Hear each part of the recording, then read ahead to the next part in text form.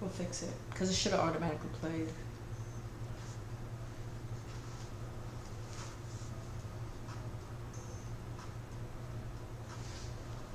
Stop it. I'm live on YouTube. Stop it. Because it's playing. It's playing double. Okay. Why did it delay like that? I don't know. It's 7:02. Okay, so where's the third one coming from? You hear that second? Something with radio code. They gotta be. I don't know. We'll fix it. Yeah, just let it be like that. Yeah. See how it sounds like it's going off. Mm-hmm. Something's wrong. We gotta fix it. See, like, why is it do? That's radio. Almost code like it's doing still. that. That's radio code doing that. You want me to just hit the drop, pause it, and then come in with your background music? I got to. Sorry, I had to. Go ahead. Go. Talk. Hey, everybody. Welcome to My Better Living. Just go. I just want to welcome everybody because we got a little bit of a rough start, but welcome to My Better Living, where you can spend some time with me, Nurse Shar, for honest and healing conversations about benefits, challenges, and real struggles of living healthy, well, fit, and free. This podcast is being broadcast on Power Plug Radio, home of your throwback jams. You can download Power Plug Radio on the Google app, on the Apple iStore. Don't forget to subscribe to Power Plug Radio on YouTube, where you can catch My Better Living every Tuesday night. And make sure you visit www.powerplugradio.com to find out how you can sponsor the next episode. I just want to say that it's so wonderful to be back here in the studio on your airways, and I have missed you. I actually have a wonderful guest that I roped in at the last minute, AD. Yep. Introduce yourself, AD. What's up? I am AD, Ardell Wright, general manager, media host, DJ, and I was literally roped into doing this. Literally roped into doing this at I don't know. 6:30. 6:45. Yeah, I was gonna give you 6:30. He's gonna give me 6:30. As I was doing the website. Yes, let's be honest. So the website is going up. We got some great things happening with Power Plug Radio. So please make sure that you tune in. I want to dedicate this episode to my trainer's favorite trainer, Mr. Kafinsi and Simi, formerly known as John Thomas. Many of you know as John Thomas. My guy, I miss you. He was my co-host on Say Less. And I miss him. So this week, the Nurses Station, we are talking about the basic rules of engagement for getting yourself on a healthy track. So that's what we're going to be talking about this week. But before we get to that, I wanted to share a little experience that I had this weekend. So this weekend, I enjoyed, and only in sunny Florida can you enjoy a movie outside in the middle of January. The weather was nice. It was cool outside. And I want to thank the Pinellas Diaspora Arts Project and Urban Drinkery for hosting this movie. And the movie was, so I'm a little silly, right? So I saw the flyer, and it said the revolution will be televised. And silly me, I thought that was the name of the movie, right? So I was telling people that were asking, so what's the movie called? I'm like, the revolution will be televised. They were like, you mean the revolution will not be televised? That's a song, that's a book, whatever. Yeah. I'm like, no, that's the name of the movie. So the actual name of the movie was The Spook That Sat by the Door, but it wasn't until I watched the movie that I got what they meant by the revolution being televised. Two things that surprised me. One, that when I posted this on the socials, that this movie is part of the blaxploitation genre of the 1970s. I don't actually know when the movie was done, but you can tell that it was, pre my birth. Yeah. And you can also tell, I mean, the main character had been in the Korean War. So it was some time ago. So I was actually surprised that there was a lot of people my age and younger that knew about the movie, that watched the movie. So I kind of felt like, dang, where was I when they pulled everybody aside to watch this? 2, I was surprised that there was a book. So now I gotta go watch. Now I gotta go read the book.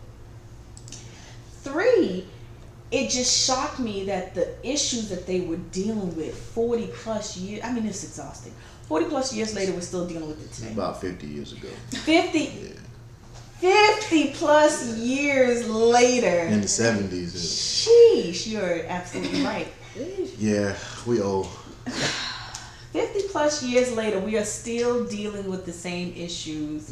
I really don't want to spoil it for anybody who hasn't watched it, but I suggest that you either rent that movie or pick up the book. Now, I've always found that when I've watched movies, when I've read books and then watched the movies afterwards, I was never really happy with the movie, because the book just it has so much detail and just allows you to imagine the character, and you can really get into, like, you know, dialogue and really explore how characters really truly are.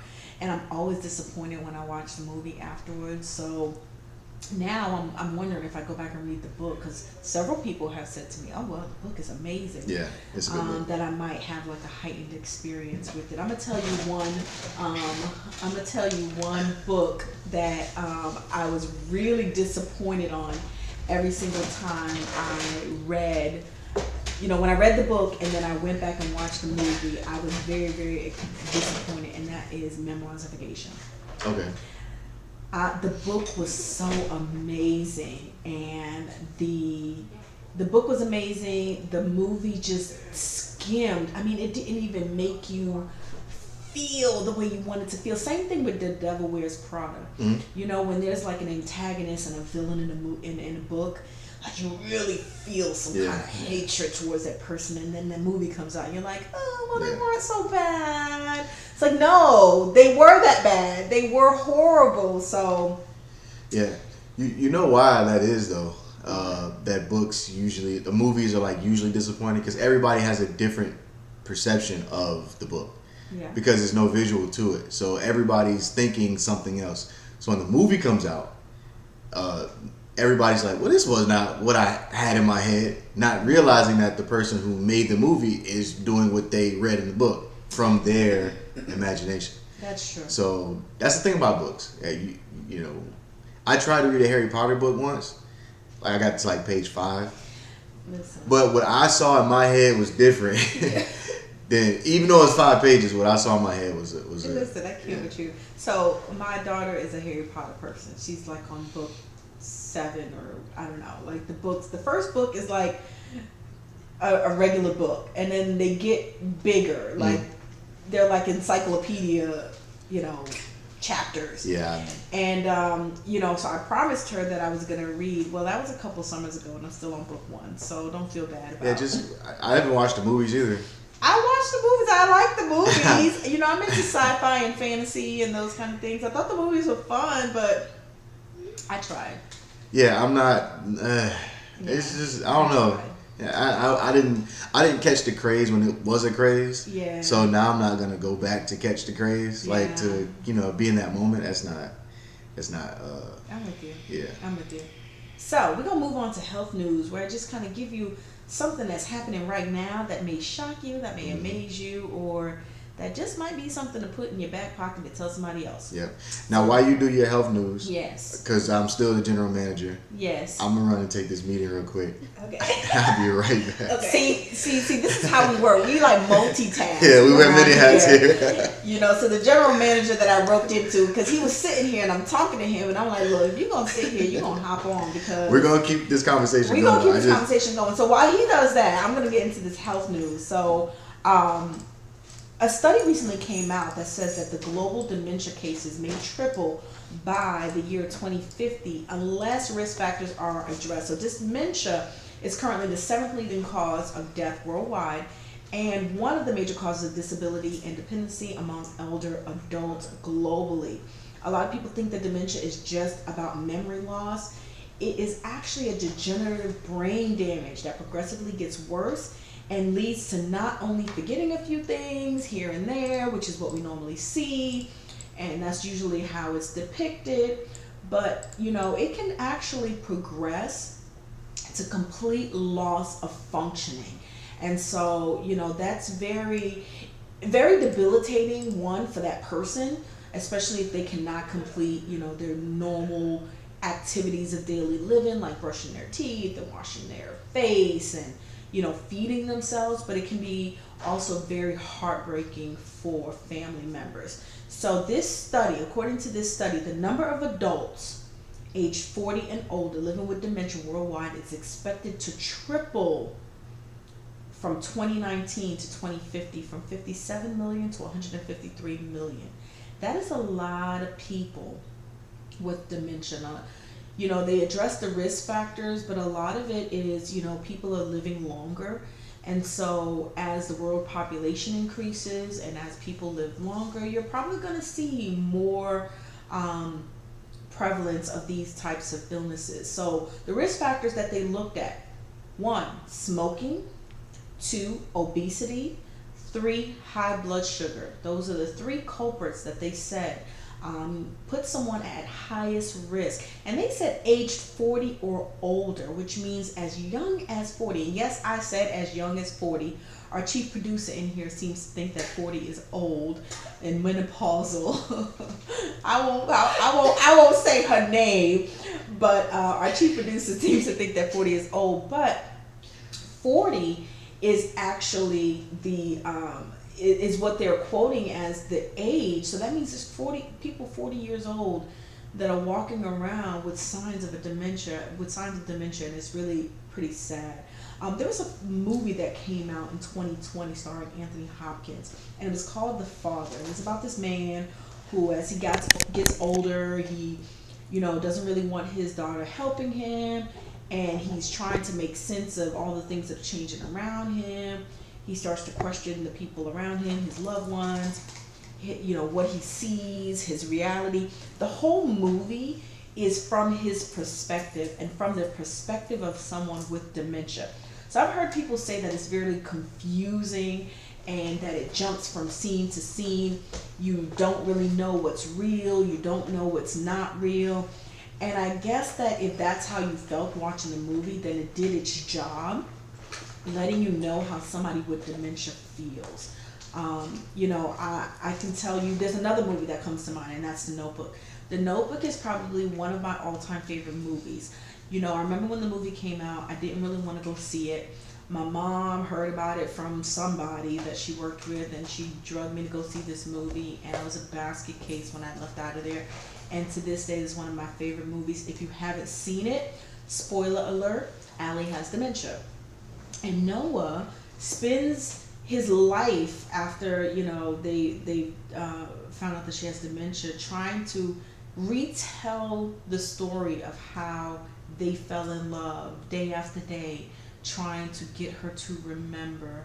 And at the very end of the movie, she has this moment of, oh yeah, I do remember you. I do remember our kids. I do remember, this story that you're telling, because it was us. And it's like, well, how long do I have before I go back into this, zone of not knowing who you are anymore? And it's just really, really sad. So I say all that to say this, there are risk factors for everything. There are things that put you at increased risk for, diabetes. There are things that put you at increased risk for high blood pressure. This study specifically says smoking, obesity, and high blood sugar. High blood sugar, diabetes is probably one of the worst things that can probably happen. It's such a, debilitating illness for you to have diabetes or for you to have high blood sugar. And it seems to be at the root of a lot of things. So if at all, if you had to make any changes, I would say start there. Smoking, obesity, and blood sugar are some of the highest risks for dementia, which is expected to triple by the year 2050. It's sad but true.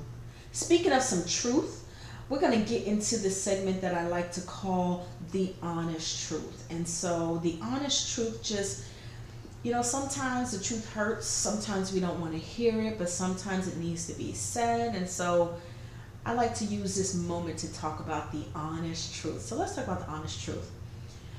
Some of you won't make it. A lot of you have made your New Year's resolutions. A lot of you are on the New Year, New Me. But studies have shown that approximately 80% of New Year's resolutions will fail. I don't have a time frame by when they will fail, but for anybody who decided that I'm going to do a New Year, New Me and head out to the gym, between January and February, the gyms are packed, and by March, there is a plummet. I would say right after Valentine's Day, there is a huge plummet in attendance. So 80% of the people will fail at their New Year's resolution. Now, this doesn't specifically say weight loss. This doesn't specifically say that, you're going to fail at what it is that you're going to fail at. But 80% of the people will fail at their New Year's resolution. It's an honest truth. So I'm going to give you a couple reasons why, the top 3 reasons why people fail at their New Year's resolution. Number 1, it's because your conscience needs to change before your behavior change. So last week I wrote a blog about this, and it's about mindful weight loss and using the conscious mind to burn in a pattern which develops into the subconscious skill set. What the heck does that mean, Nurse Sharp? Well, basically what it means, let's just say that you wanted to try, a new dance move. Or let's just say, my ladies, you wanted to try braiding a new hairstyle, or you wanted to try a new dance move. Your conscious mind is telling your body to make these moves. However, your unconscious mind, depending on where you at, might be telling you, I hate this. This is uncomfortable. This is embarrassing. I really don't want to do this. So you have to get your conscious and your subconscious in sync. When your conscious and subconscious is in sync, then you start to learn new behavior. It's like shooting a basketball. The first couple times, you may not get it. But if your subconscious mind is in sync with your conscious mind, over time, you won't even have to think about it. It becomes pattern. It becomes routine. It becomes easy. So, number 1 reasons we fail in our New Year's resolution is that our subconscious and conscious just really aren't in sync. So I want y'all to go back and check out my YouTube video, Control Your Mind, Control Your Body. And it just really talks about, if you're trying to lose weight, about how to mindfully start your journey. We really need to sit with ourselves and think about some things before we just jump out there. Number 2, the second reason why you don't, that 80% of the people will fail at their New Year's resolution. You don't have an accountability structure to help you sustain your change. So very few people can actually hold themselves accountable to big changes, right? So, there's some awesome people out there that are self-motivated, and they don't need a reminder to get up at 4:30 in the morning. They don't need anybody on the other end to say, I'm expecting you to show up, for them to do that. I gave a shout out to someone at the beginning of this program, and that was my accountability partner. That was the person that every morning would text me when it was time to go wake up and say, hey, get it going, get it moving, I'll see you in 30 minutes. And, my other accountability partner is actually in a boot right now. But she was one that every morning, hey, good morning, let's get it. Even if you said good morning, I don't feel like it today, but I'm still going to do it. Having an accountability partner, letting others know. Some people just need somebody to know that someone else is checking for them or on them. I'm not going to lie. That was very helpful for me to know that somebody expected me to show up. And that could be for anything. Somebody expected me to, let's just say that, You say, I want to quit drinking as much alcohol, or I want to not go out as much. I want to save some money. Having an accountability structure. What is it that's going to keep you on that track or hold your feet to the fire? So, that's the number 2 reason why a lot of people fail, is because they don't have an accountability structure. I hear this all the time, which, in some situations it could be true. And it's like, move in silence. Don't tell anybody what you got going on. We all have this idea like, I'm just going to go away, lose weight, and pop up fabulous. Well, I think in order to be successful in that, you really need to create a support system. Let people in on that journey. Let people in on the fact that, hey, I'm trying to save some money. So don't ask me to go out all the time because I'm weak in that area and I'm just going to go out. So spare me from having to be weak in that moment and just, help a sister out. Hey, I'm really trying to cut back on, eating certain things. So, hey, help me out in that area. Hey, I'm trying to go plant-based. So how about you try out some plant-based meals with me, or, have somebody hold you accountable. Now it's different for someone to hold you accountable and for someone to judge you. And, you really need to discern the difference between that, because you don't really need somebody just judging everything that you put in your mouth and everything that you do. But you do need somebody that says, hey, I'm here to support you, I'm here with you, and creating an accountability structure for yourself so that you can succeed. And the third reason why 80% of people will fail, and this is just the honest truth, in their New Year's resolutions, is that they're scared. They are scared.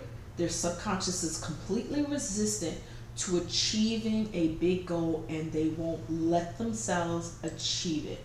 So you may consciously want to achieve a particular goal, but if you're internally scared to death to bring that goal to fruition, it's just not going to happen. And I say that to say this, and this is bigger than just weight loss. This is bigger than just health. This is bigger than just being, on a new lifestyle kick. This is for anything that you want to succeed at. So if in this new year you said, you know what, I want to get out of my shell. I actually saw a couple people on TikTok that actually, posted and said that they were afraid of how they would look to their family members and friends if they, posted certain videos on TikTok of them just being themselves, scared of that exposure, even though that's something that they wanted to do. Maybe they have a good message to spread. Maybe, they actually have fun doing it, but that fear of, oh my God, what if somebody sees this and, I don't know, they enjoy it? What's at the end of that sentence? Or maybe they judge. A lot of times you have to be careful about how we see, others, how we look at ourselves through others' eyes, and we need to reframe how we look at ourselves through our own eyes. So, sometimes it's just a fear factor. I'm not gonna lie. Starting my better living and pushing forward. I've always had these great conversations with people about, one-on-one about health, well-being, going plant-based, how it changed my life. We started a lunch bunch crew at my job last year where we were making salads, we were exchanging recipes, and just really sort of engaging. And I really loved how that felt. And I said, you know what, I want to get out there and I really want to work with people and touch people and talk to people about their health and well-being and the struggles that they have. And I'm not going to lie to you, a couple times I scared myself at the thought of what could be. Oh my God, what if this blows up? Oh my God, what if this actually becomes... And so again, I really think that you guys should go back and watch my YouTube video about controlling your mind and controlling your body. because sometimes, we really, when you want to be intentional about something, we have to put the fear factor aside. Otherwise, we'll end up as along with the other 80% of people who fail. And the last thing you want to do is be back at the top of the year, with the same resolution in hand, walking across the threshold of 2023. So there you have it, the honest truth with Nurse Shaw. And now we're going to get into my favorite section, and this is the Nurses Station, where we really get into the heart of the matter, of what's happening in our episode and topic of the week. And I want y'all, to continue following this program, because once a month I'm going to bring in some ladies that's going to sit down with me and have some real thoughtful conversation about health and wellness, and just really what it means to be well. The Nurses Station is sponsored by the Bird Cares nonprofit organization. Dealing with the challenges of today requires problem solvers who bring different perspectives and are willing to take risks. The Bird Cares emerged out of a pursuit to inspire and support the community, and a desire for actions to speak louder than words. Established in 2017, they are an organization driven by progressive ideas, bold actions, and a strong foundation of support. The Bird Cares is dedicated to improving health outcomes in high-risk communities, one message and event at a time. Their mission is to inspire health and behavioral changes among families and communities through health promotion, target marketing, and education. Let the Bird Cares take your health messages from idea to reality. So thank you to the Bird Cares. They're one of my favorite nonprofit organizations. If you would like to sponsor a future episode of the Nurses Station, please make sure that you visit www.powerplugradio.com to see how you can be a sponsor of the Nurses Station. So here we go. One of the biggest resolutions made each and every year is, I'm going to pretend I have a drum roll, and it is weight loss. I want to lose weight. I want to be healthy. And right after that declaration comes all the rules and all the restrictions that we impose on ourselves. Don't eat this, don't eat that, drink this tea, avoid this particular food item, only eat these for 2 weeks, go here and do that. Now, I'm not saying that you don't need a structure and some guidance, but that list alone sometimes is exhausting and probably won't get you out of the first week. What I'm really saying is that you need to keep it simple, so you have something to fall back on, like an outline. You have a lane that you stay in, or some general rules to live by so that you can be well. As much as everybody wants to lose weight, my motto is skinny isn't for everyone, but a healthy mind, body, and soul is. And the reality is we should focus more on being healthy and being well. And a large part of being healthy and being well is being happy and being stress-free. I mean, how many of you, because I know I've done it, right? I know I have stressed myself out about, so let me just keep it real for 2 seconds. I have stressed myself out with the apps. And, those apps are really, really great. I'm not down in them. The MyFitnessPal, I really like that app. The Run Keeper, all of these apps, but I really used to stress myself out about how to count, every specific calorie of every specific thing that I put in my mouth. I really stressed myself out about, how I used to go about my day on this particular diet or that particular diet, constantly researching, well, can I eat this, or can I eat that, or can I do this, or, oh my God, am I eating enough, and my macros and my micros and oh my God, I've really stressed myself out, over the years, and I can't say that it made me any happier or made me any well, because heck, I was stressed the heck out. So I've created a list of 5 do's and don'ts that I think gives a great foundation for everyone and their journey. This list, I think you can apply it just to anything. It's not necessarily a list that helps you lose weight, but it's a list that I think that, when all else fails, if you just stick to these main principles overall, it should help you just be well, just feel better, and just be healthy. So let's get started. I'm going to start with the bad news, or the don'ts. First and foremost, do not, I repeat, do not starve yourself. So a lot of times now, there's a difference. For those of you who follow me, I like a good, fast, whether it's an intermittent fast. My favorite is the 36-hour fast. I love a good fast. But fasting and starving are two different things. Fasting, or cutting out eating. So right now I'm intermittently fasting. So I eat during an 8-hour period during the day. So we have 24 hours in a day. I eat during the 8-hour period during the day, and I fast for 16 hours in a day. When I break my fast, I always break my fast with something whole and nutritious. A fruit salad, a vegetable salad, or something that just is filling and whole, has good vitamins, good nutrients. Starving yourself is when you walk around and you only eat carrots and celery every day, and that's all you eat.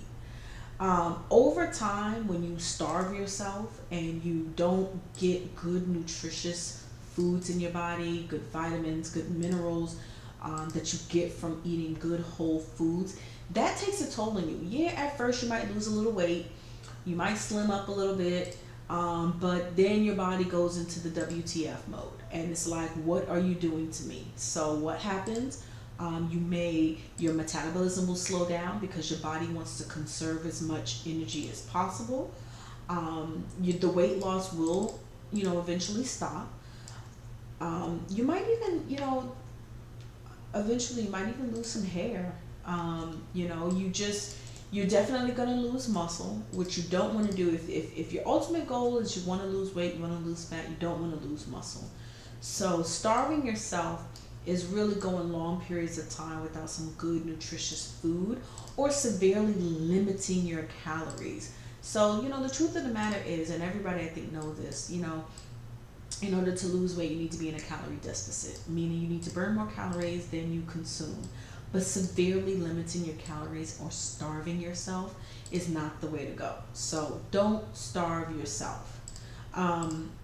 Number 2, don't eat if you're not hungry. So I will say that, and I'm probably been a culprit of this, where sometimes you eat out of comfort, sometimes you eat out of boredom, sometimes you just eat because the food is available and there.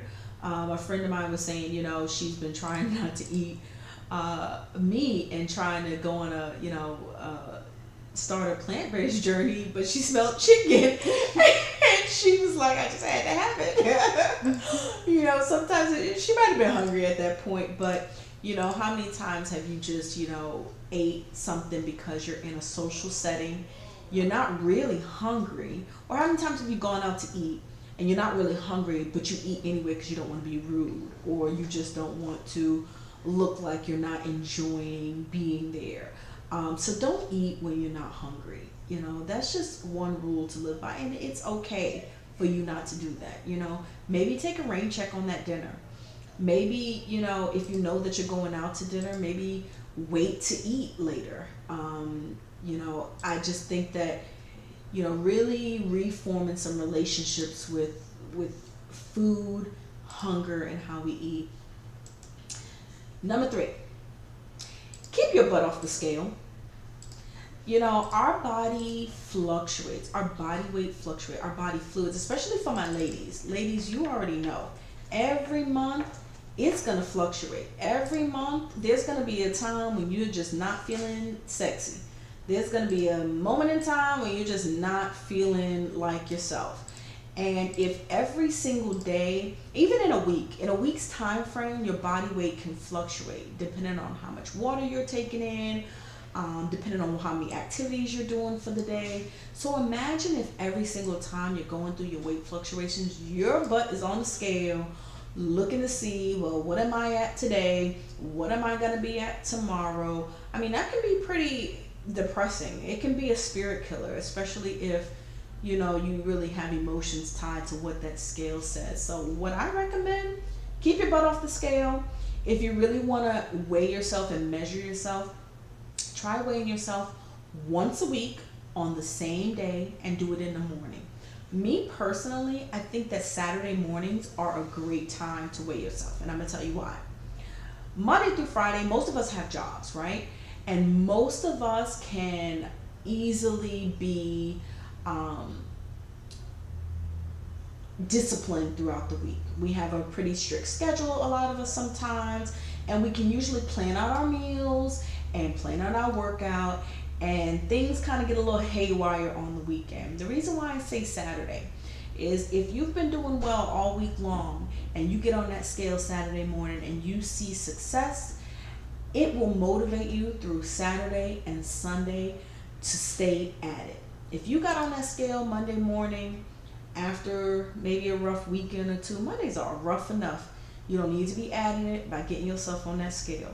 So I would say if you're going to weigh yourself Saturday mornings. That way you can see the progress that you've made through the week, and it'll help motivate you through the weekend. Number 4, I think I'm on number 4. Don't beat yourself up. We are human. Like, honestly and truthfully, we are human. So, you know, my friend that I told you that wanted the chicken skin, it was such a funny story. You know, it's okay. It's okay if you wanted to eat a piece of chicken skin today. Like, that is okay. The worst thing that you can do, you know, after that is to give up. The worst thing that you could do is say, you know what, I'm not doing this anymore. You know, that's okay. We're human. We fall, we get back up. Don't beat yourself up about it. Like, it's not a big deal. And there's no food police that's gonna come and fish that chicken skin out your stomach. So, you know, you just live to tell another day, another story. And finally, for number 5, don't compare yourself to others. Everybody is on their own journey through life. My mom used to always say, you came into this world by yourself. You don't have a twin, so you don't always need somebody latched on to you through, you know, everything, and you don't need to be comparing yourself to everybody. You know, at the end of the day, we may have our BFFs, we may have our husbands and wives, but at the end of the day, your journey is your own. You do not have to compare yourself to anybody else and what they're doing. Some people just have really fast metabolisms. Some people have slower metabolisms. We don't know what people are going through. You know, some people might be dealing with a chronic illness that we don't know about that might make it a little bit more difficult for them to get where they need to be. Or you might be dealing with a chronic illness or something that might be a little bit difficult for you to get over that hurdle or get where you need to be. You never know what people are dealing with. Don't compare yourself to others. Now we're going to get some do's. You know, and these are just, like I said, just some general things that I think will help you stay well, that I think will, you know, just help you enjoy this journey of health and well-being. So, do get enough sleep. Now, I want to really specifically talk to my entrepreneurs. I have a lot of entrepreneur friends and associates that I know.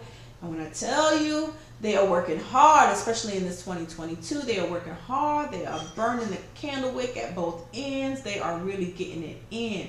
But I'm going to tell you guys, get some sleep.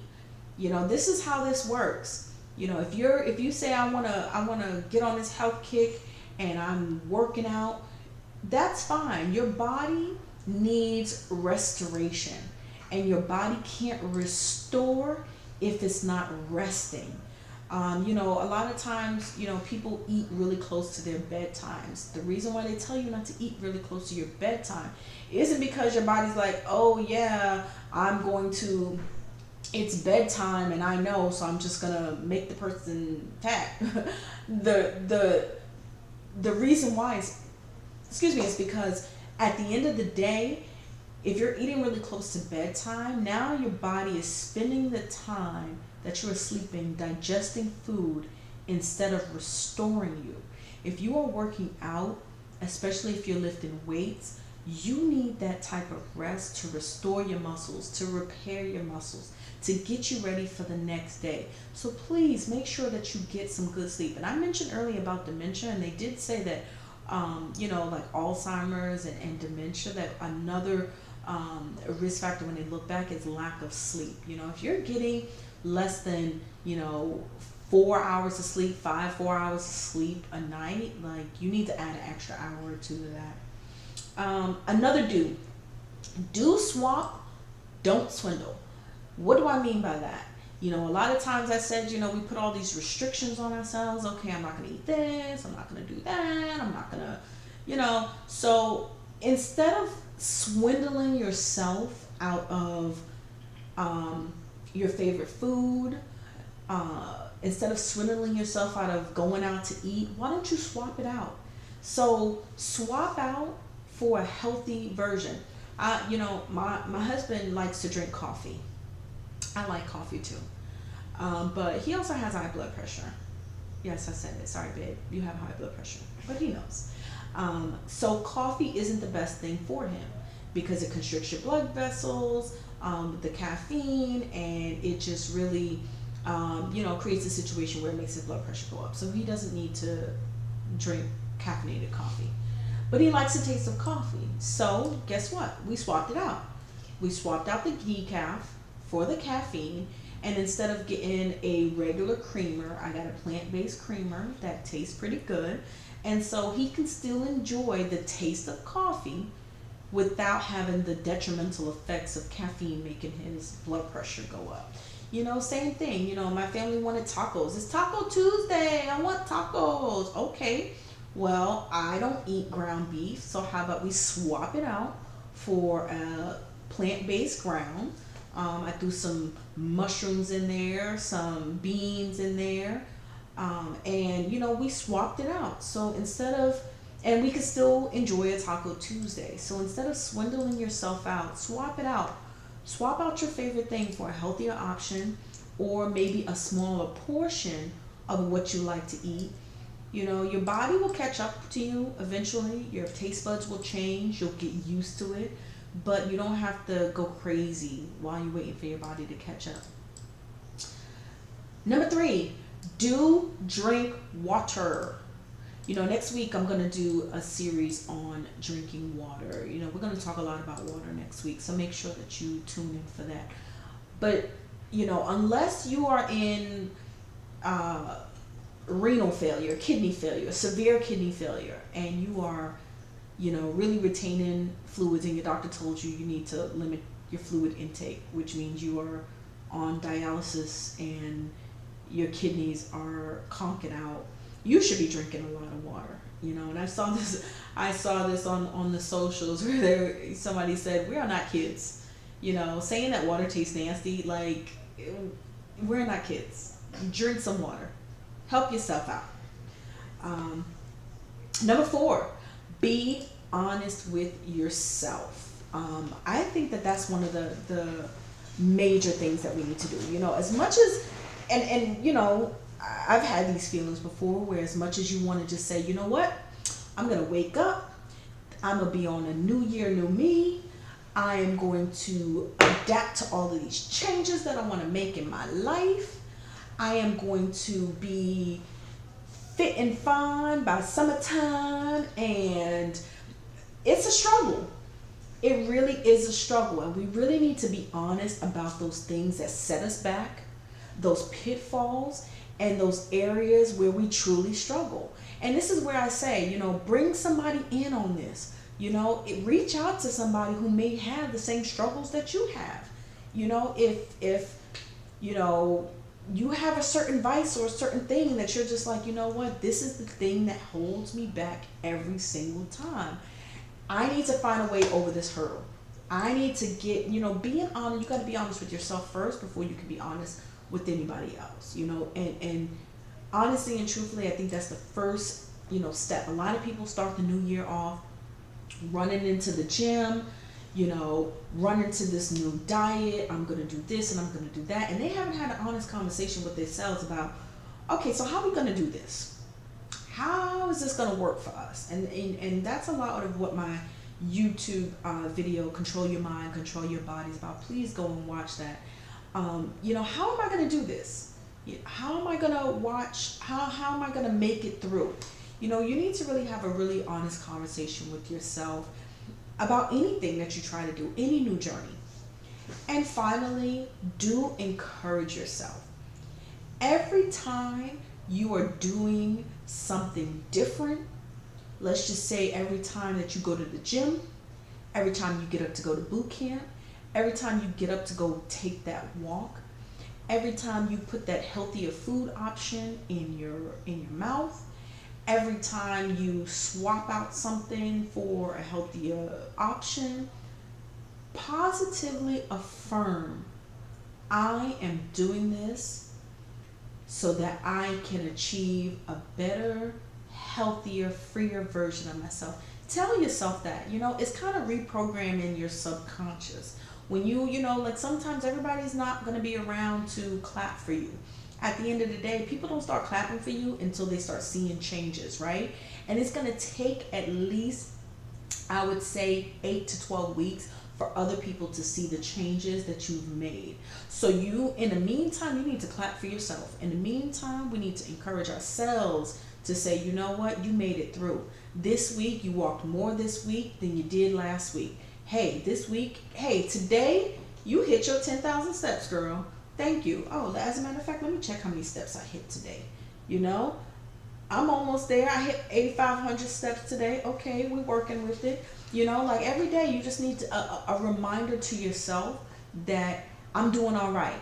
I'm better than I was yesterday and I'm doing all right. So that's my list. Those are a couple things that I think, we can use as a foundation as we move forward. So it's not as restrictive, but just some things to fall back on. So that has been our nurse's station for this week. I actually, like to take questions. So, and as we move forward with this program, I want you to send me, and I'll, at the end of the program, I'll definitely drop how you can reach me. Send me, some questions that you want answered during the podcast. I did get a question actually, and it's funny because this is even before I put it out there that I was taking questions, but somebody did ask me this question, and so I want to highlight this question this week. So if you have a question, I like to do this Ask Nurse Shar section. So if you have a question, please make sure that you can email me, mybetterlivingllc@gmail.com. You can email Powerplug Radio, Powerplug Radio SP, S as in Sam, P as in Paul, @gmail.com. You can drop a DM on the socials, and I will definitely get to your question. So this question came to me, and the person said, I want to lose weight and live healthy, but I like to have a good drink and go out to eat every now and then. How can I do both? You do both. So a lot of people like to put things in jars. I want to lose weight and live healthy, and it's almost like I can't have fun and do that as well. Losing weight and being healthy doesn't mean not fun. So again, we have to reprogram our brains. If you like to have a good drink every now and then, have a good drink. Maybe you choose a lower calorie drink. So usually when I'm like in a mode where I'm like, I really want to drop a couple pounds but I still want to have a good time with my friends, I choose lower calorie drinks. My go-to lower calorie drink is a vodka tonic with lots of lime, or vodka and soda water with lots of lime, lots of lemon and lime. It's a lower calorie drink that, and it's not as sweet. And that's kind of my go-to. When I go out to eat, I choose a healthier option. Because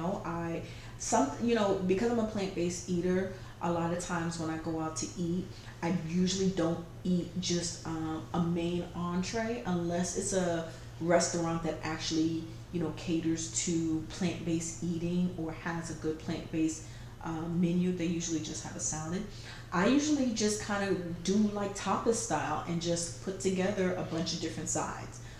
So I don't have to miss out on enjoying my family, enjoying my friends, or enjoying an occasional drink. So that's just me. I think you can do both. You can lose weight and live healthy. Trust me, having one drink out with your friends once a month isn't going to make or break your diet. It's not going to make or break your progress, and it's not going to make or break how you live your life or be healthy. I tell you what it would do if you didn't do those things. It might make or break your psyche. It might make or break your stress or your mental. If you're used to being around, positive people, having a drink every now and then, I say go do it. Go do it. Have at it. All right. So again, if you want to reach me with some questions, I'll drop my, at the end of the program, I'll drop my info so that you can reach me. Spotlight of the week. I like to spotlight, someone, something, some new or anything that I think is going to help you through this week. So the spotlight of the week, I was going through the grocery store and I noticed all the recipe books in the grocery aisle right at the checkout.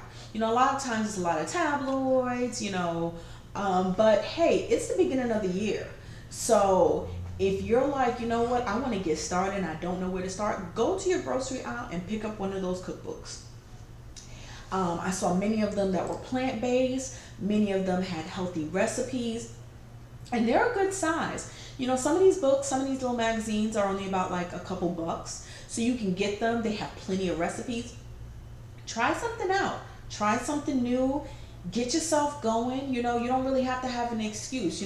If you're used to, I live in Florida, so there's a lot of Southern cooking down here. A lot of options as well. But if you're used to eating one way, picking up a cookbook and trying something new, I definitely recommend. So spotlight of the week is the grocery aisle recipe books. I would recommend that you get one, and then you can make those recipes over and over again. There's plenty on the newsstand. So I just want to thank you guys so much for joining me today, and I just want to leave you with a little word. After spending 17 years in public health, I spent the last 6 years as a nurse and the last 2 years going through the COVID pandemic. It has become apparent to me that health and wellness is the root of better living. I realized that for so many, the road to health and wellness has been a long fought battle. I would even say for me, it's been a long fought battle, but still many people are still willing to try again, to make another attempt to achieve better health, better wellness, and better living. After seeing the devastation of what COVID has done over the last 2 years, it's caused many people to lose individuals, lose their families. I really decided to dedicate my time, my knowledge and experience and enthusiasm to helping everyday people achieve success in health, wellness, and disease management. 2022 is a new beginning for so many, and I want to be there to help you on your journey. I want to be your biggest fan.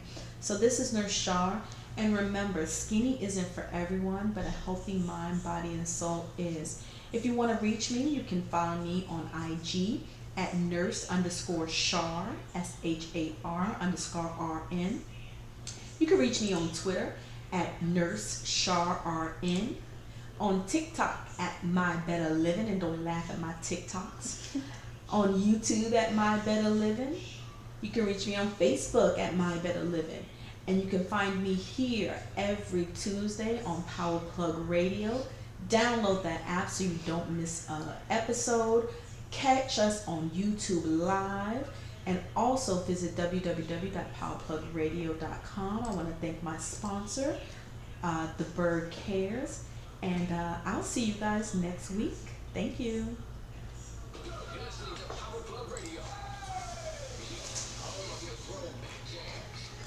I gotta pee so bad. Oh, Jesus. Whew. I got you an end screen. Wait till the end screen come up. Hold on. Hold your pee. Hold your pee. Please hold your pee. This thing kept squeaking. Yeah. We couldn't hear it though. You couldn't hear it? Yeah, we couldn't hear it. You know, it's a delay. It's a little delay. Hold your pee. Hold your pee.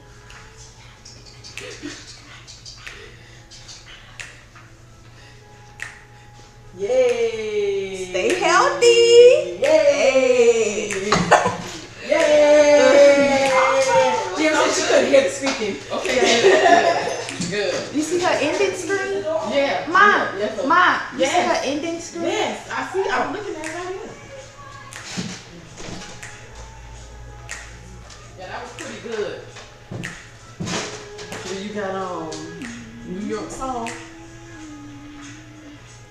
No, you gotta find it. I gotta pee. It should be. What in time the our show system. start? 10? It should be in the system. Okay. The mics were still on at the end. I can hear it going, hey. I gotta pee. It's not open? No. Oh god. I don't know what. Hey, Did come you on. mute it? Yeah, I muted you.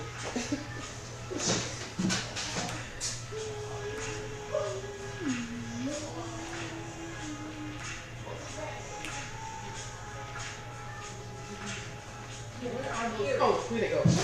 Hear it. Everything's muted. It's probably the computer. No, it ain't on there. I don't have no audio.